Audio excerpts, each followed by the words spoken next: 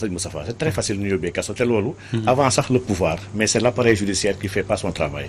et les polices et les gendarmeries Moustapha ñu ngi déférer ay dossiers yi nga xam ne conciliation mën na am ci au niveau de la gendarmerie ou bien de la police ba duñu dem sax kaso donc on a engouffré les gens feesal kaso yi ci ay broutilles ak ay détails yi nga xam ne qui pouvaient se régler sans pour autant ñu am ay mandat de dépôt en plus de cela nag juge yi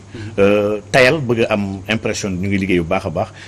gaaw a gaaw yóbbu mandat de dépôt dama jàpp ne bu ñu leen ñamaloon tuuti kaso seen formation yóbbu leen 1 mois de stage ci biir kaso yi balaa ñuy commencer exercer mun nan dañu bàyyi di foowee di teg ay mandat de dépôt. est-ce que quelque part conception bi ñu am ñun ci justice ci juge ci àttekat ku war a dóore taxul ba finalement comme li nga wax sànq on envoie les gens en prison comme ça ci yoo xam ne peut-être waxuma sax devant le juge ni devant le parquet mais mën nañ ko régler sax ci poste gendarmerie wala commissariat de police. en effet man dama jàpp ni di nga Moustapha boo demee ci biir kaso yi ci ngay gën a yëg ni wax dëgg yàlla Sénégal amul justice xam des fois nit ki dina ko wax mais du ci am firnde dëgg-dëgg waaye di nga fekk foofu ay nit yoo xam ne dina gën a jàngal ci justice Sénégal man ba ma fa demee jàng naa yi wax li nga xam ne xaw ma ko woon suñu police jàng naa fa li nga xam ne suñu gendarmerie ni muy fonctionner ak justice wax dëgg yàlla xaw ma ko woon te mais macha quelque part soo demee Rebeuss ñu bëri dañ koy wax peut-être da ngay fàtte sax sa bopp parce que boo tuddee Cheikh Oumar Diagne un homme connu des médias soo demee prison da lay leer ne doo ñàkk taxawa nu ñu koy wax sax taxaw mais di nga fekk ay anonymes yoo xam ne peut-être ils ont fait 10 000 fois moins grave que yow te amuñu ko taxaw loolu moo si gën a gênant nag des fois di nga gis des fois nit yi am taxawaay ci yow ndeysaan nga xam ne peut-être alhamdulilah sant yàlla moo defal teraanga boobu waaye di nga gis ñu bëri ñi nga xam ne ñoo gën a yelloo mais malheureusement le public xamuñu leen moo tax kenn taxaw leen donc maa ngi ci profité di ziar nag waa Rebeuss yëpp nag surtout waa chambre 38 ndax ñoom chambre 38 nga nekkoon sama chambre la mooy chambre ndaanaan yi foofu ndaanaan yi kese fa nekk maa ngi di ziar ñoom ñëpp xam naa ñu ngi seetaan ndax ñu bëgg Walfadjri ñoo nekk Rebeuss d'accord yeneen yi nga xam ne ñoo nekk prison ba yëpp mais Cheikh Oumar Diagne sànq yaa ngi koy wax am na ñu bëree bëri bi ñu génnee kaso déjà dañoo décrire daanaka situation yoo xam ne tax na sax ñenn ñi dañuy mujjee di alarmé wu di laajte ana waa droit de l'homme ak yooyu est-ce que yow lu ni mel nga gis ci kaso Rebeuss ba nga xam ne fa nga nekkoon. waaw c'est effectivement loolu moo fa am di nga kaso Rebeuss sëñ Issa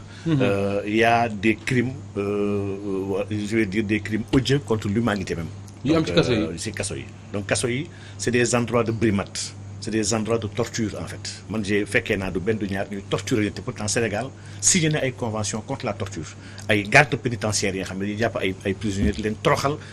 di uññat seen dignité humaine parce que dignité humaine nit ki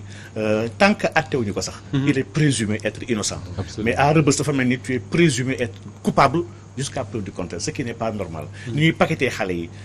endroit yu nekk ak promiscuité bi ñàkkum ndox bi lekk gu bon gi maanaam Rebeuss wax dëgg yàlla dafa mel ni comme jamono esclavage yu njëkkee jamono esclavage ñu doon def esclave yi loolu la ñuy dundloo aujourd'hui des gens ici à Rebeuss près de chez nous ba pare kenn defu ci dara droit de l'homme yeeg ñëpp vraiment tout le monde kenn defu ci dara. yaa ngi wax droit de l'homme yi même assemblée nationale bi ñu war a waxtaane léegi defoon nañ fa ay commission xaw ma pour dem xool prison yi mais l'impression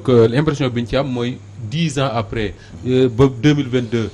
2018 ak année boo mënti tànn ku génn prison ñëw am possibilité wax ci médias yi comme ni nga ko waxee la situation elle est la même su gënul bon amélioré wuñ ko te ministre bi sax doon na ko comparé ak hôtel ministre de la justice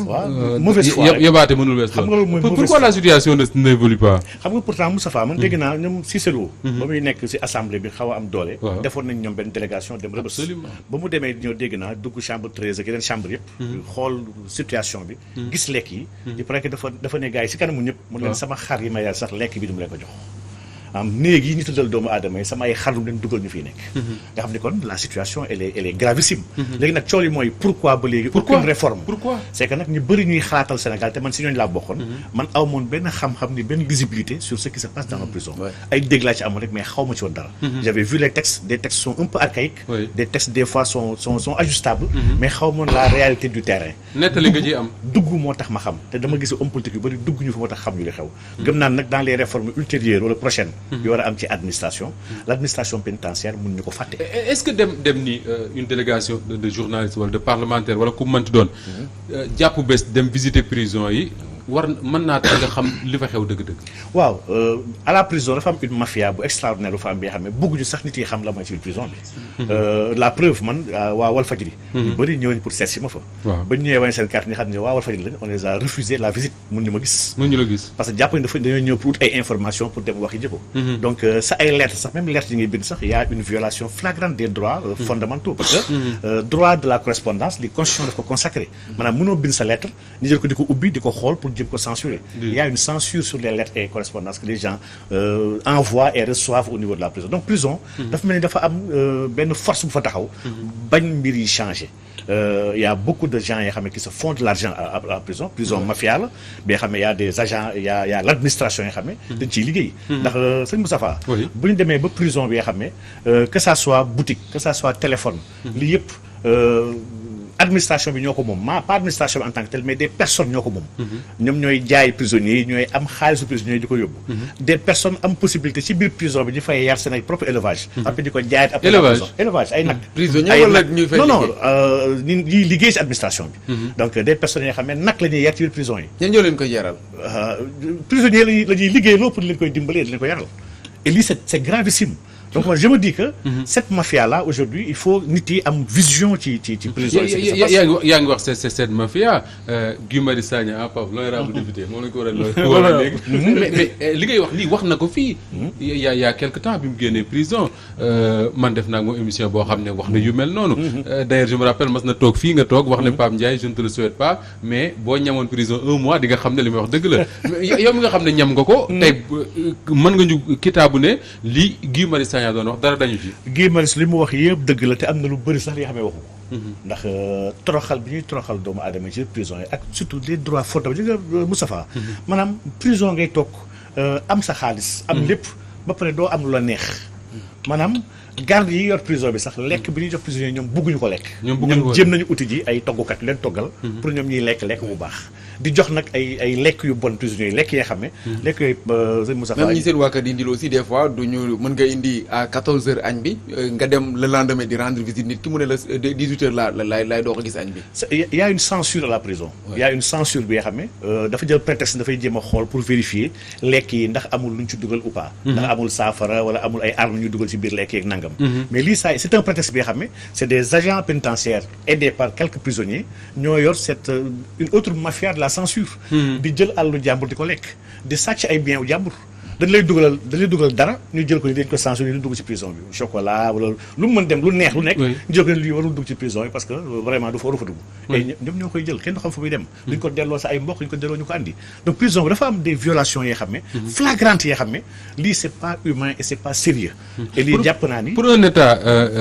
Sénégal où on parle tout le temps de droits de l'homme où on dit que les gens ñi ngi wax li ñu bëgg a wax ñi ngi dox ñi ngi dangam ak nangam mais est-ce que quelque part duñu fàtte ne prison bi également ci Sénégal la bokk et que tey jii boo doon noter le respect des droits de l'homme